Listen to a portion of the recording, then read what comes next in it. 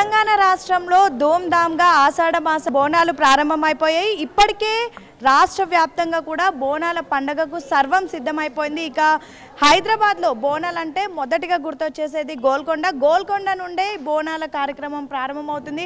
ఒకసారి మనం విజువల్స్లో చూడొచ్చు. ఇప్పటికే పెద్ద ఎత్తున జగదాంబిక అమ్మవారిని దర్శనం చేసుకోవడానికి పబ్లిక్ కూడా వస్తున్నారు. ఇంకొక రోజు సమయం మాత్రమే ఉంది.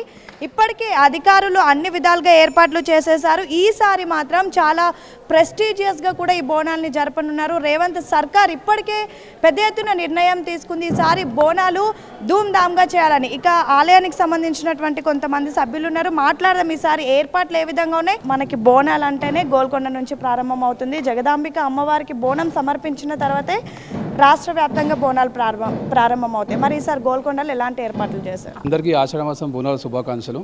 గోల్కొండ పైన జగదాంబిక మరియు మహాంకాళి అమ్మవారు, రెండు అమ్మవార్లు ఉన్నారు పైన. ఇప్పుడు 7వ తారీఖు రోజు గోల్కొండలో బోనాల ఉత్సవాలు ఏంటంటే లంగరోజు నుంచి తొట్టెల ఊరేగింపు, పట్టు వస్త్రాలు సమర్పించిన తర్వాత ఇక్కడ రిసాల బజార్ నుంచి మహాంకాళి అమ్మవారి ఊరేగింపు, బడా బజార్ నుంచి జగదాంబ అమ్మవారి ఊరేగింపు, మరి సర్కార్ బోనము 28 కులవృత్తుల ఆధ్వర్యంలో బంజార్ దర్వాజా నుంచి గోల్కొండ కోటకు తీసుకురావడం జరుగుతుంది. ఇక్కడ గత నెల రోజుల పాటు ఏర్పాట్లు సీసీ కెమెరా కానివ్వండి, పెయింటింగ్ వర్క్ కానివ్వండి, ఆర్ఎంబీ డిపార్ట్మెంట్, హెల్త్ డిపార్ట్మెంట్, అలాగే ఇక్కడ పీస్ అండ్ మైత్రి కమిటీ వాళ్ళ మీటింగ్లో గత నెల రోజుల పాటు ఏర్పాటు జరగడం జరిగింది. ఈరోజు అన్ని ఏర్పాట్లు పూర్తి అయిపోయాయి. సీసీ కెమెరాలు కానివ్వండి, భక్తులకు ఎలాంటి ఇబ్బంది కలగకుండా క్యూ లైన్స్ కూడా ఆర్ఎంబీ డిపార్ట్మెంట్ చేయడం జరిగింది. ఇక్కడ గత బోనాల కన్నా ఈసారి కూడా పెద్ద ఎత్తున ఏర్పాటు చేయడం జరిగింది. 25 కోట్లు మన గవర్నమెంట్ సార్ మంజూరు చేయడం జరిగింది. ఆ హెల్త్ టీం ఒక 5 స్టేషన్లో పెట్టడం జరుగుతుంది. వాటర్ వర్డ్స్ కూడా 5 స్టేషన్లో పెట్టడం జరుగుతుంది. ఆర్ఎంబీ డిపార్ట్మెంట్ గారు అన్ని బ్యారిగేడ్స్తోని అన్ని ఏర్పాట్లు చేయడం జరిగింది. ఇక్కడ ఆ రోజు 7th రోజు 4 ఊరేగింపులు ఉంటాయి. మధ్యాహ్నం 12 గంటలకి లంగరోజు నుంచి తొట్టెల ఊరేగింపు, పట్టు వస్త్రాలు సమర్పించడం, అలాగే బడా బజార్ నుంచి జగదాంబ అమ్మవారు 2 గంటలకు అక్కడ నుంచి బయలుదేరడము, అలాగే రిసాల బజార్ నుంచి మహాంకాళి అమ్మవారి ఊరేగింపు 11 గంటలకు అక్కడ నుంచి ఊరేగింపు ప్రారంభమై నజర్ బోనం బంజార్ సర్కార్ బోనం దగ్గరికి వెళ్ళేసి అక్కడ కులవృత్తుల ఆధ్వర్యంలో 28 కులవృత్తులు ఉన్నారు. ఆ కులవృత్తుల ఆధ్వర్యంలో బోనం తీసుకెళ్లి గోల్కొండ కోటకు తీసుకురావడం జరుగుతుంది. సాయంత్రం 6 గంటలకి కోటకు చేరుకొని అన్ని విగ్రహాలు మహాంకాళి అమ్మవారు మరి జగదాంబ అమ్మవారు ప్లస్ ఈ ఉత్సవ విగ్రహాలు తీసుకొని నజర్ సర్కార్ బోనం తీసుకెళ్లి కోట లోపలికి చేరడం జరుగుతుంది. ఆ రోజు ముఖ్య అతిథిగా కూడా గవర్నర్ గారు కూడా 6 గంటలకి కోటకి ఈ తెలంగాణ బోనాలకి ముఖ్య అతిథిగా ఆయన సాయంత్రం 6 గంటలకు రావడం జరుగుతుంది. జగదాంబిక అమ్మవారిని, మహాంకాళి అమ్మవారిని దర్శనం చేసుకోవడానికి పెద్ద ఎత్తున మహిళలు వస్తారు. ఆ రోజు జరిగినటువంటి ఊరేగింపులో కూడా పెద్ద ఎత్తున పబ్లిక్ పాల్గొంటారు. వీటిపైన ఎలాంటి ఏర్పాట్లు చేస్తారు? దీనిపైన అయితే దాదాపుగా మా ఈవో గారు కూడా శ్రీనివాసరాజు గారు కూడా దీని మీద కసరత్తు చేసుకొని, ఎందుకంటే దాదాపుగా ఈ తెలంగాణ ప్రభుత్వం వచ్చిన తర్వాత ఏదైతే ఇప్పుడు కొత్త ప్రభుత్వము ఏదైతే రేవంత్ రెడ్డి గారు ముఖ్యమంత్రి ఆధ్వర్యంలో ఇక్కడ ప్రతిష్టాత్మకమైన, ఎందుకంటే దశాబ్ద ఉత్సవాలు ఎట్లయితే శతాబ్ద ఉత్సవాలు దశాబ్ద ఉత్సవాలు చేస్తారు కదా, అదేవిధంగా ఇప్పుడు కూడా ఇక్కడ ఉత్సవాలు చేస్తారు. అంతేకాకుండా ఇక్కడ ముఖ్యంగా మా కులవృత్తులది ఉంటుంది. ఎందుకంటే మా అధ్యక్షులు సాయిబాబా గారు కూడా ఉన్నారు.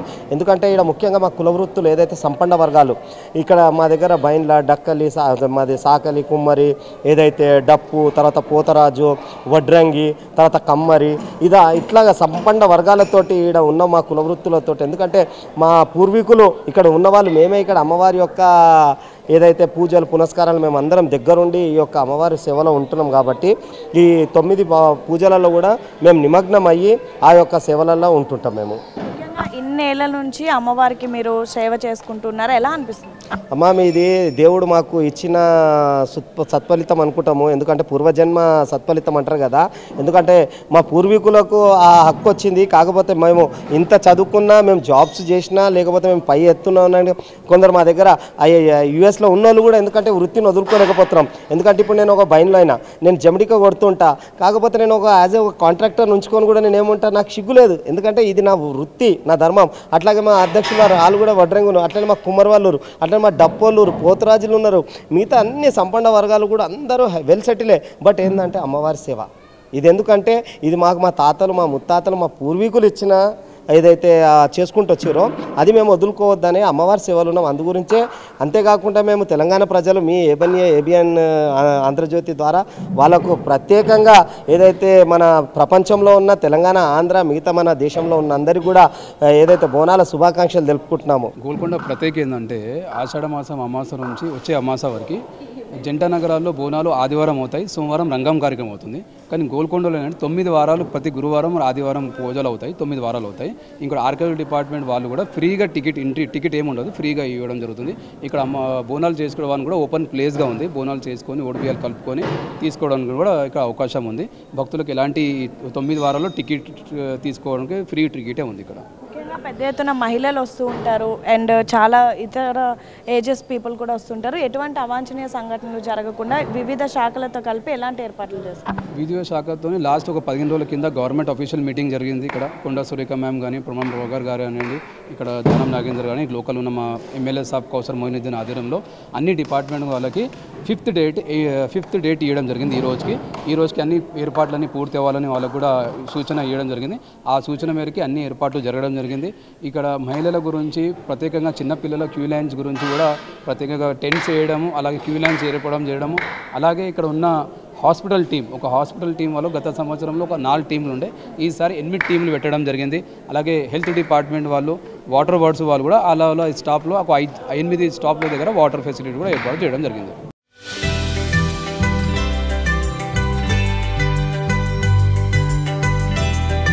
తెలంగాణ రాష్ట్ర వ్యాప్తంగా ప్రారంభమయ్యేటటువంటి ఆషాఢ మాస బోనాలు కూడా ఈ కిల్లా నుండే ప్రారంభమవుతాయి. మొదటి బోనం కూడా జగదాంబిక అమ్మవారికి సమర్పిస్తారు. ఇక మనం చూడొచ్చు, ఆదివారం జరగబోయేటటువంటి బోనాలకు సర్వం సిద్ధమైపోయింది.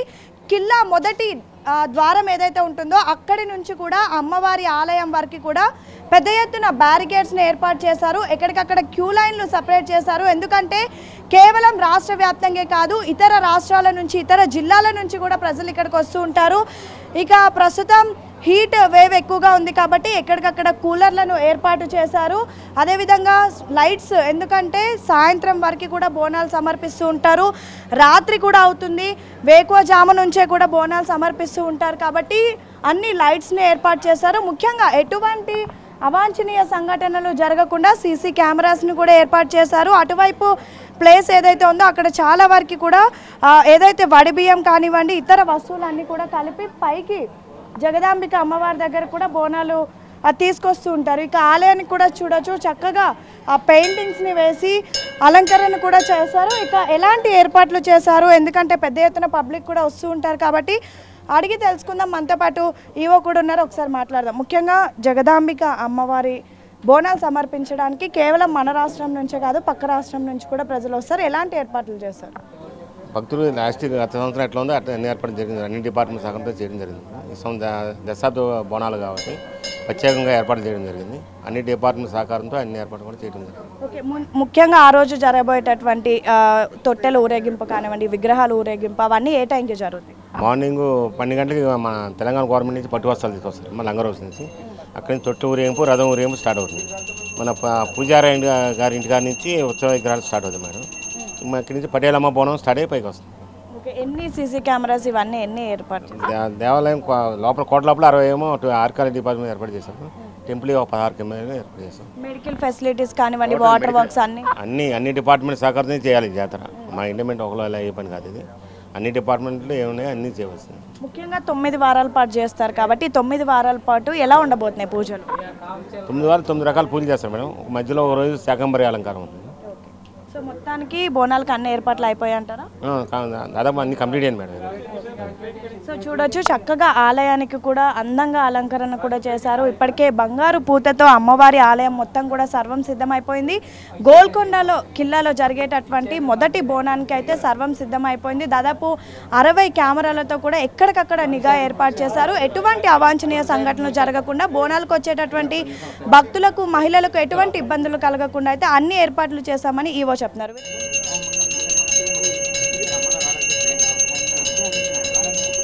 ముఖ్యంగా జగదాంబిక అమ్మవారి బోనాలు అంగరంగ వైభవంగా జరుగుతాయి. మొదటి బోనం కూడా ఇక్కడ నుంచే సమర్పిస్తారు. అసలు ఈ బోనాలకు ఉన్నటువంటి విశిష్టత ఏంటి?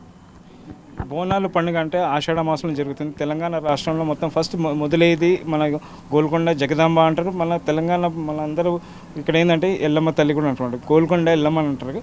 కొందరేమో జగదాంబ కూడా కొలుస్తారు అనమాట. అలాగే వెనక మహంకాళమ్మ కూడా ఉందన్నమాట. 2 గుళ్ళల్లో ఫస్ట్ ఇక్కడ తొలి బోనం సమర్పించుకున్న తర్వాత మిగతా అన్ని చోట్లలో సికింద్రాబాద్ లాల్ దర్వాజా జరిగిన తర్వాత మిగతా అన్ని చుట్టుపక్కల ప్రాంతాలలో అన్ని వీధుల్లో అన్ని దగ్గర బోనాలు జాతర జరుగుతుంది. తర్వాత ఆషాఢ మాసంలో లాస్ట్ మళ్ళీ వచ్చే అమాసకి మళ్ళీ ఇక్కడ ముగింపు కార్యక్రమం కూడా ఇక్కడే జరుగుతుంది. సో ఇక్కడ ఏంటంటే ఇక్కడ దాదాపు 100 సంవత్సరాల నుంచి ఉన్న బోనాలు జాతర ఇక్కడ అన్నమాట.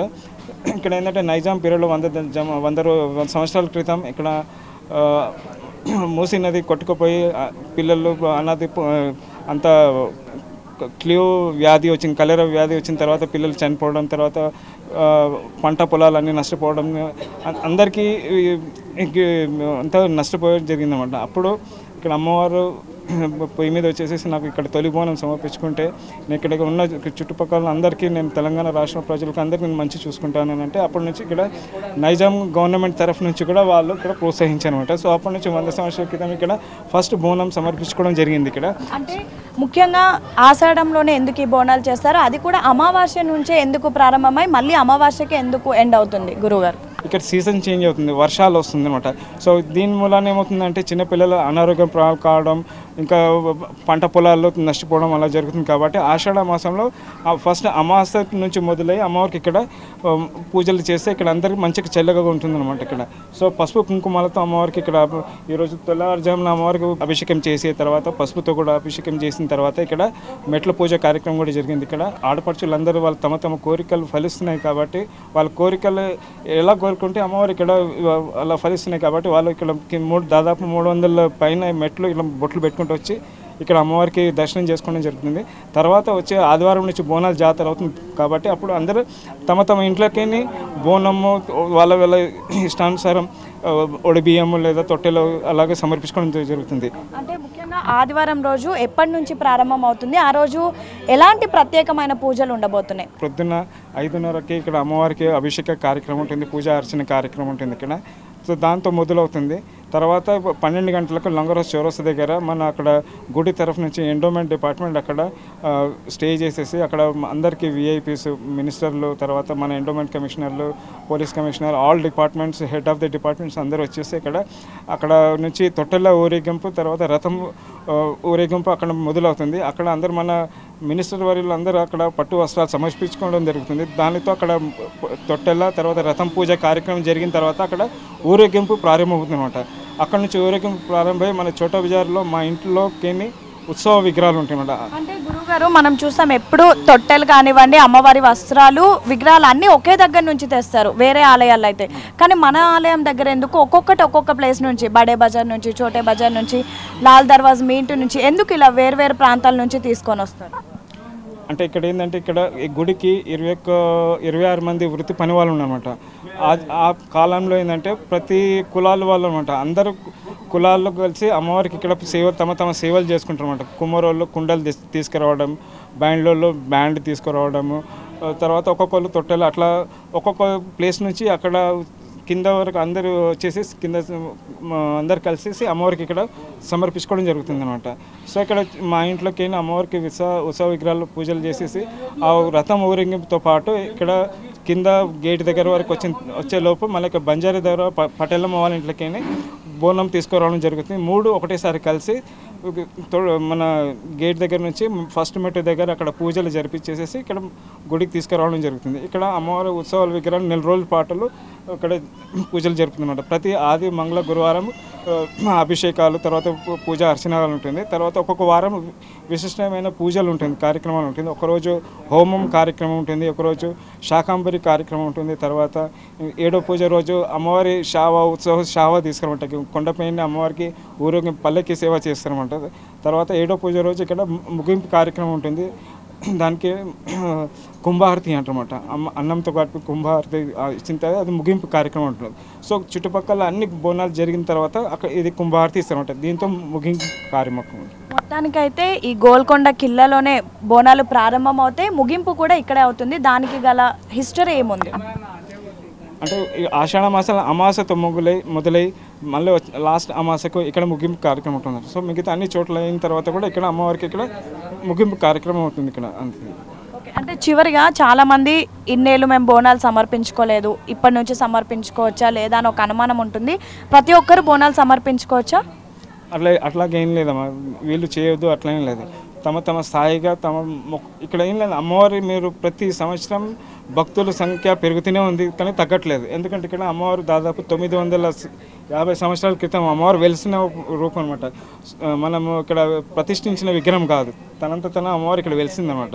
సో ఇక్కడ కోరికలు కోరిన వాళ్ళకి అందరికీ కోరికలు ఫలిస్తున్నాయి కాబట్టి ప్రతి సంవత్సరం తమ తమ కోరికల ప్రకారం బోనం అంటే బోనం లేదా ఒడిబియ్యం అంటే ఒడిబియ్యాలు, కొందరు పిల్లలు పుడితే పిల్లలు మంచిగా అయితే వాళ్ళకి తొట్టెలు సమర్పించుకోవడం అలాంటివి జరుగుతూనే ఉంటుంది. సో మొత్తానికి ఇది పరిస్థితి. దాదాపు 950 ఏళ్ళ చరిత్ర ఉన్నటువంటి కిల్లాలో 100 సంవత్సరాల నుంచి కూడా బోనాలను సమర్పిస్తూ ఉన్నారు. ముఖ్యంగా అప్పట్లో నిజాం నవాబులు కూడా ఇక్కడ బోనాలు సమర్పించేవారు. అనంతరం ప్రతి ఒక్క ప్రభుత్వం సర్కార్ తరపు నుంచి పట్టు వస్త్రాలు, అదేవిధంగా ఆలయ ప్రధాన అర్చకుల ఇంటి నుంచి విగ్రహాలు, తొట్టెల ఊరేగింపు ఇవన్నీ కూడా ఉంటాయి. మొత్తానికైతే ఈ ఆదివారం 7వ తారీఖు ఆషాఢ మాసం మొదటి బోనాలు ఈ గోల్కొండ కిల్లా నుంచే ప్రారంభమై లాల్ దర్వాజ్, అదేవిధంగా ఉజ్జయిని మహంకాళి అమ్మవారు బోనాలు అయిపోయిన తర్వాత చివరి బోనం కూడా ఇక్కడే జరిగి ఇక్కడే ముగింపు కార్యక్రమం కూడా ఉంటుంది. ఎంతో చరిత్ర గల జగదాంబిక అమ్మవారి ఉత్సవాలకైతే సర్వం సిద్ధమైపోయిందనే చెప్పుకోవచ్చు. వీడియో జర్నలిస్ట్ పనితో హేమ ఏబెన్ ఆంధ్రజ్యోతి, గోల్కొండ జగదాంబిక అమ్మవారి ఆలయం.